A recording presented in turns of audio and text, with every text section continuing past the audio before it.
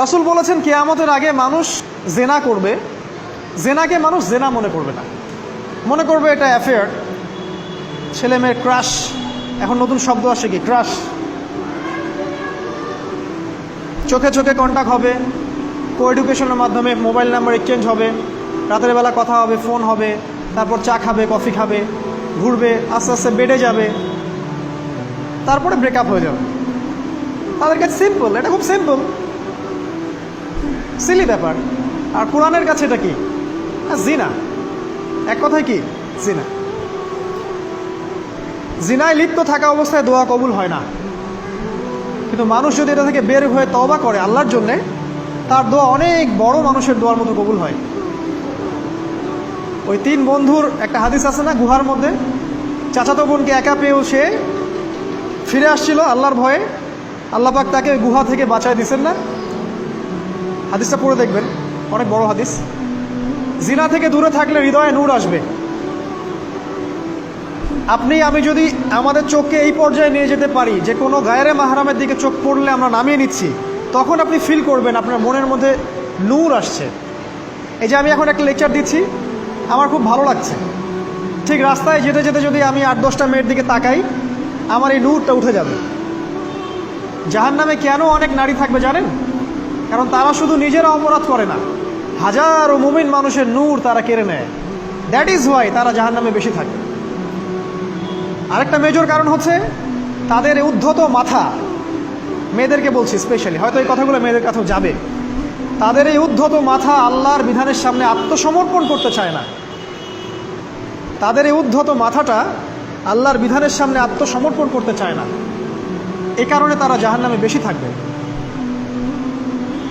যে কোনো বিধান আল্লাহ তাদের সামনে বলেন, সব মেয়ের কথা বলছি না, ম্যাক্সিমাম বিভিন্ন যুক্তি তারা দিবে।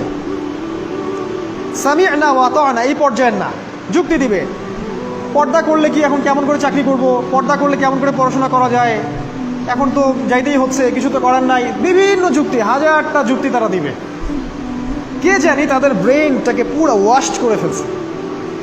আমি আপনাদেরকে বলছি কে করেছে? এটা করেছে স্বয়ং দাজ্জাল, স্বয়ং দাজ্জাল। কারণ হাদিস একটা আছে, রাসূল সাল্লাল্লাহু আলাইহি ওয়াসাল্লাম বলেছেন দাজ্জালের শেষ অনুসারী হবে এক শ্রেণীর নারী। মাশাআল্লাহ, দাজ্জালের শেষ অনুসারী হবে এক শ্রেণীর নারী। তাদেরকে ঘরে ইসলামিক অনুশাসনে রাখার জন্যে বাবা, ভাই, স্বামী শিকল দিয়ে বেঁধে রাখবে, তারপরেও তারা শিকল ছেড়ে বের হয়ে যাবে, আটকাতে পারবেন না, because of their mind is brain washed. এ কারণে দেখা যায় তাদেরকে যখন কোনো বিধানের কথা আপনি বলবেন, তাদের এই উদ্ধত মাথাটা আল্লাহর বিধানের সামনে অবনত হতে চায় না, বিভিন্ন যুক্তিতর্ক তারা দেয়। এই কারণেই তাদের সংখ্যাটা জাহান্নামে বেশি হবে। আরও কারণ আছে, রাসূল বলেছেন সারা জীবন তাদের জন্য করবেন। স্পেশালি তাদের উদ্দেশ্য করে বলছি যাদের অ্যাফেয়ার আছে। যতই করেন, যত কিছুই করেন না কেন, আপনি যদি তাকে ভোগ বিলাস এবং পার্থিব সুখ শান্তি দিতে না পারেন, সে আপনাকে চিনবে না এক সময়। আপনি যদি আমাদের কথা বিশ্বাস না করেন, লিখে রাখতে পারেন। আর এমনিতে লিগ্যাল বৈবাহিক সম্পর্কেও সারা জীবন অনেক কিছু করবেন, হঠাৎ একদিন কোনো একটা কারণে ঝগড়া লেগে গেছে, তখন দেখবেন সে বলে বসবে সারা জীবন তোমার কাছে কিছুই পেলাম। আমি নারীদেরকে ছোট করছি না, তাদের কিছু কিছু পয়েন্ট বলছি, এইসব কারণে তারা জাহান্নামে থাকবে। আমি একটু এই কথাটা না বললে জাস্টিস হবে না। রাসূল সাল্লাল্লাহু আলাইহি ওয়াসাল্লাম মেরাজে গিয়েছিলেন, আপনারা জানেন। তিনি মেরাজের রাতে অনেক অলৌকিক জিনিস দেখেছেন, নবীদের সাথে সাক্ষাৎ করেছেন, ইভেন আল্লাহর সাথে কথা বলেছেন, আল্লাহর নূর দেখেছেন। এই সময় সবাই তাকে হাসি মুখে সম্বর্ধনা জানিয়েছিল।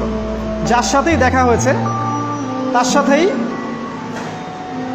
তিনি হাসি মুখে অভ্যর্থনা তাকে জানিয়েছে, আসসালামু আলাইকা আইয়ুহান নবী, সবাই বলেছে হাসি মুখে। একজন মালাক, একজন ফেরেশতা তাকে দেখে হাসেননি, একজন। আপনারা কি জানেন? রাসূল সাল্লাল্লাহু আলাইহি ওয়াসাল্লাম অবাক হয়েছিলেন। তিনি বলেছিলেন যে ইয়া জিবরিল, ওর চেহারাটা এত গম্ভীর কেন, সে আমাকে দেখে হাসছে না কেন, তার মুখে হাসি নাই কেন? জিবরিল আমিন বলেছেন যে তার নাম হচ্ছে মালাক, সরি তার নাম মালিক, তার নাম মালিক, সূরা যুখরুফের মধ্যে আছে, তার নাম মালিক। যেদিন থেকে আল্লাহ জাহান্নাম সৃষ্টি করেছেন, সেদিন থেকে তাকে জাহান্নামের দায়িত্ব দিয়েছেন, অর্থাৎ জাহান্নামের হেড অফ ডিপার্টমেন্ট ইনচার্জ, সেদিন থেকে তার মুখের হাসি উঠে গেছে। আমরা দোয়া করি আমরা যেন তার সাক্ষাৎ না পাই। তার কাছে পারমিশন নিয়ে রাসূল সাল্লাল্লাহু আলাইহি ওয়াসাল্লাম জাহান্নামের দিকে তাকিয়েছিলেন, ভিতরে দেখেছেন কি আছে।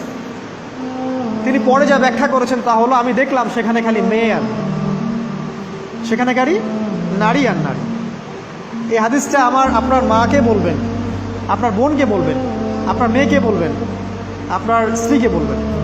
এই হাদিসটা যদি কারো হৃদয়ের মধ্যে গেঁথে যেতে পারে, তার দ্বারা অন্যায় করা সম্ভব না। কিভাবে একটা মেয়ে সব কিছু উন্মুক্ত করে ঘুরতে পারে যখন অলরেডি তার আত্মা জাহান্নামে জ্বলছে অলরেডি, কারণ ভবিষ্যৎ তো আল্লাহ জানেন। যেমন ওমর রাদিয়াল্লাহু আনহু এর ঘর জান্নাতে আছে, রাসূল সেটা দেখে আসেন নাই? এসে ওমর ইবনুল খাত্তাবকে বলেছেন না যে আমি দেখে আসছি তোমার ঘর, আমি ঢুকিনি তোমার ঘরে তোমার আত্মসম্মানের কারণে। তার মানে তিনি পৃথিবীতে বিচরণ করছেন, ঘর তো জান্নাতে অলরেডি তৈরি হয়ে আছে। মেয়েরা দিব্যি ঘুরছে এভাবে, এবং তারা মোটেও সচেতন নয় তাদের ঘর হয়তো বা জাহান্নামে রেডি। আর আমাদের so called modern western civilization এদেরকে ব্রেইন ওয়াশড করে দিয়েছে। তারা বাজার করছে, তারা নগ্ন হয়ে ঘুরছে, কাপড় পরেও তারা নগ্ন থাকছে, তারা মডেলিং করছে, গান গাচ্ছে, নৃত্য প্রদর্শন করছে, মিডিয়া আসছে, তার দেহ লক্ষ লক্ষ কোটি কোটি মানুষ দেখছে। হাজারো মানুষের নূর চলে যাচ্ছে, অন্যের নূর নষ্ট করে জান্নাতে যাওয়া যাবে না। রাসূল সাল্লাল্লাহু আলাইহি ওয়াসাল্লাম যে আলামতগুলো বলেছেন তার মধ্যে অন্যতম একটা আলামত হচ্ছে শেষ জামানায় মেয়েদের সংখ্যা বাড়বে, ছেলেদের সংখ্যা কমে যাবে। ইভেন একটা ছেলে 40টা মেয়ের দায়িত্ব নিবে। এটা আবার ভাববেন না 40টা ওয়াইফ, মা, খালা, নানি, ফুফু সব মিলায় 40।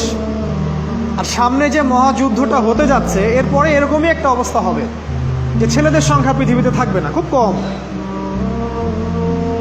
এবং বেশি বেশি মেয়ে একটা ছেলের কাঁধে চলে আসবে।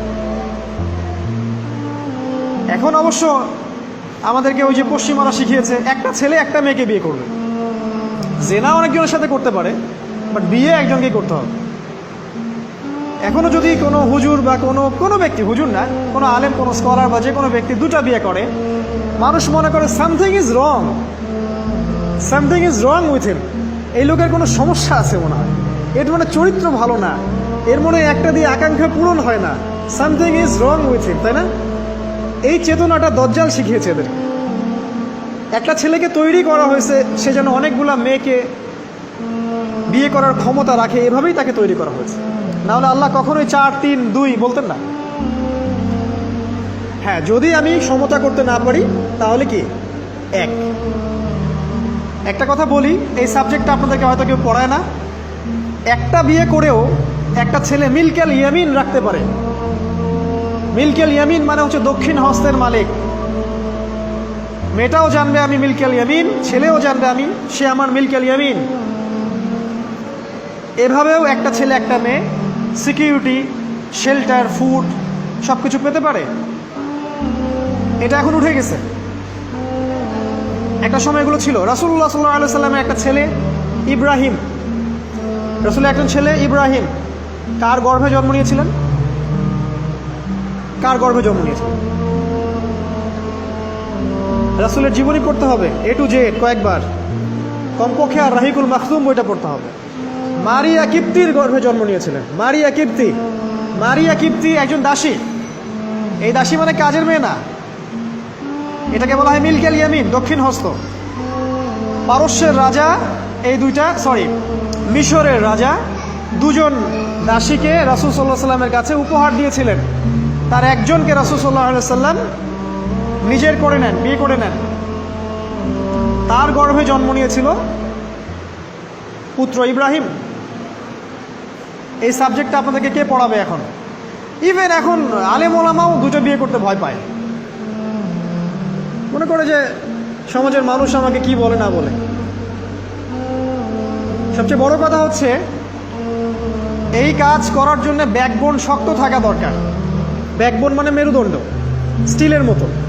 তাহলে এই কাজ করতে পারবেন। নারীর সংখ্যা যে বাড়বে 40 গুণন 1 হবে, তখন এই 39টা মেয়ে কী করবে? এখনও সমাজের মধ্যে নারী পুরুষের অনুপাত 1:4, মানে প্রতি একজন ছেলের জন্য 4টা করে নারী ঘুরছে সমাজে। এটা তো স্ট্যাটিস্টিক, আপনি ইন্টারনেটে গেলেও দেখতে পারবেন। এবং পশ্চিমা কান্ট্রিগুলোতে এগুলো আরও অনেক বেশি, ওদের অনুপাতটা আরও অনেক বেশি। তাহলে এই বাকি মেয়েরা আসলে করবেটা কি? সবাই যদি একটা করে বিয়ে করে, তাহলে বাকি মেয়েদের কি হবে? তারা কি পতিতালয়ের সম্পত্তি হবে? ওদের যৌন অধিকার নাই? ওরা শারীরিক, মানসিক, শেল্টার, ফুড, খাবার, পানীয় এগুলোর অধিকার রাখে না? এখানে নারীবাদীরা কি বলবে? সব নারীবাদী, এদেশের যত নারীবাদী আছে, সেকুলারিজম, এই নারীবাদীরা বেশিরভাগই দজ্জালের এজেন্ট। নিজ হাতে দজ্জাল ট্রেনিং দিয়ে এদেরকে তৈরি করেছে। আপনারা হয়তো ভাবছেন দজ্জাল তো এখনো বের হয় নাই, ট্রেনিং দিল কিভাবে? আমরা কি ইবলিসকে দেখি? ইবলিস নাই, ওর অস্তিত্ব নাই। এখানে ফেরেশতারা ঘিরে রাখছেন, এটা দ্বীনি মজলিস, কেউ দেখতে পাচ্ছি? তাদের অস্তিত্বকে অস্বীকার করতে পারেন? দাজ্জালও এরকমই একটা এভিডেন্স, এরকম একটা সোল। সে অলরেডি রিলিজড, সে শুধু মানুষের রূপে আমাদের সামনে আসেনি, সামনেই আসবে। একজন ইহুদির যুবকের বেশ ধরে সে সামনে আসবে। কিয়ামতের এভিডেন্স হচ্ছে নারীর সংখ্যা বাড়বে, পুরুষের সংখ্যা কমে যাবে। আরেকটা এভিডেন্স হচ্ছে নারী পুরুষের পোশাক পরবে, পুরুষ নারীর পোশাক পরবে। পোশাক মানে কি? জিন্স আর গেঞ্জি? হ্যাঁ, এটাও একটা ব্যাখ্যা। ঢাকায় তো জিন্স আর গেঞ্জি চলছে, টি শার্ট। এখানে অন্য একটা ব্যাপার আছে, আমি সেটা আপনাদেরকে আজকে বলছি। সেটা হলো, এটা শুধু এই পোশাক বলতে শুধু গায়ের পোশাক বোঝানো হয়নি। আল্লাহ বলেনি নারীরা তোমাদের পোশাক, তোমরা নারীদের পোশাক। তার মানে কি? না এটা নারী, এটা আমার ওয়াইফ। কোরআনের আয়াত এবং হাদিসের আয়াতগুলো দুই রকম। মুহকামাত, যেগুলো স্পষ্ট, মুতাশাবিহাত, যেগুলো অস্পষ্ট, যেগুলোকে তাউইল, ব্যাখ্যা করতে হয়। আর তাউইল কারা করবে? যাদেরকে আল্লাহ জ্ঞান দিয়েছেন তারা করবে, সবাই করবে না। তাউইল করার পরেও তারা বলবে আল্লাহই ভালো জানেন। এজন্য আমি বলছি আল্লাহই ভালো জানেন, কিন্তু আমার ব্যাখ্যা হচ্ছে যে এখানে পোশাক বলতে বোঝানো হয়েছে যে মেয়েরা সামাজিক, অর্থনৈতিক, রাজনৈতিক সমস্ত ক্ষেত্রে ছেলেদের নেতৃত্বের আসন নিয়ে নিবে। You are agree with me? আমার সাথে এগ্রি করেন? পরিবার, সমাজ, রাষ্ট্র, সব জায়গায় they will play the functional role of male in society. তারা সমাজে পুরুষের ফাংশনাল রোলটা প্লে করবে, আর পুরুষ নারীর জায়গায় চলে আসবে। ওই যে পিছনে গিয়ে ইয়েস স্যার, সামিয়ানা ও আতোয়ানা, এই হবে অবস্থা। এগুলো কি আমরা দেখতে পাচ্ছি? ব্যাখ্যা করার দরকার নেই। তবে একটা হাদিস না বললে ইলমের জাস্টিস হবে না। সেটা হলো আল্লাহ রাসূল সাল্লাল্লাহু আলাইহি সাল্লাম বলেছেন, কোনো কওম ততক্ষণ পর্যন্ত সফল হতে পারে না যতক্ষণ পর্যন্ত তাদের নেতৃত্ব দিবে একজন নারী। হাদিস কি আছে এটা, নাকি বানাই বললাম? তাদেরকে বুখারী খুলে দেখতে বলেন। কোনো কওম, আর রাসূল যখন একটা কথা বলেছেন তার মানে পৃথিবী উল্টে গেলেও কথাটা সত্য হবে, কিছুই করার নেই। এই কারণে পশ্চিমার এখন খুব ভয় পাচ্ছে, কারণ রাসূল সাল্লাল্লাহু আলাইহি ওয়াসাল্লামের অনেক ভবিষ্যৎবাণী আছে কিয়ামত সম্পর্কে। ওরাও এখন খুব ভয় পাচ্ছে, ওভার কনসিয়াস, যে এগুলো তো হতেই পারে। এটাকে ঠেকানোর যত পদ্ধতি তারা অবলম্বন করছে, কিন্তু লাভ হবে না। প্রতিটা ইস্যু ওদের বিপর্যয় ডেকে আনবে। যে কোনো ইস্যু হোক, সেটা প্যালেস্টাইন বা কাশ্মীর হোক, সেটা আফগানিস্তান বা পাকিস্তান বা বাংলাদেশ বা বার্মা, কোনো ইস্যুই তাদের জন্য কল্যাণ বয়ে আনবে না। যদি কল্যাণ বয়ে আনে, শুধু মুসলিমদের জন্যই আনবে। কারণ প্রতিটা অন্ধকারের পিছনে একটা সোনালী সকাল আছে। এটা ওরা জানে না, কিন্তু কোরআন এবং হাদিস এটা আছে। অতএব কেউ ধৈর্যহারা হবেন না, ধৈর্যহারা হবেন না, এবং অধৈর্য হয়ে কোনো ইনিশিয়েটিভ নেবেন না। এমন কোনো ইনিশিয়েটিভ নেবেন না যার কারণে উম্মার ক্ষতি হয়। কারণ সামনে যে সময়টা আসে, এটা আমাদের বিজয়ের সময়, ওদের বিজয়ের সময় নয়। All you have to do, আপনাকে শুধু এতটুকু করতে হবে, জাস্ট বি প্রিপেয়ার ইউরসেলফ। নিজের প্রস্তুতি নিজে নেওয়া শুরু করেন, কারো দিকে দেখার দরকার নেই। এবং অবশ্যই collectively, as a Umma, as a nation, কিয়ামতের আলামত হচ্ছে নারীর সংখ্যা বাড়বে, পুরুষের সংখ্যা কমবে। নারীরা পুরুষের পোশাক পরবে, পুরুষরা নারীর পোশাক পরবে। পোশাক মানে সোসাইটির ফাংশনাল রোল। মানুষ হালাল হারামের বিবেচনা করবে না। মানুষ জেনা করবে, জেনাকে জেনা মনে করবে না। মানুষ মদ খাবে, মানুষ মদকে মদ মনে করবে না। হারা গাছের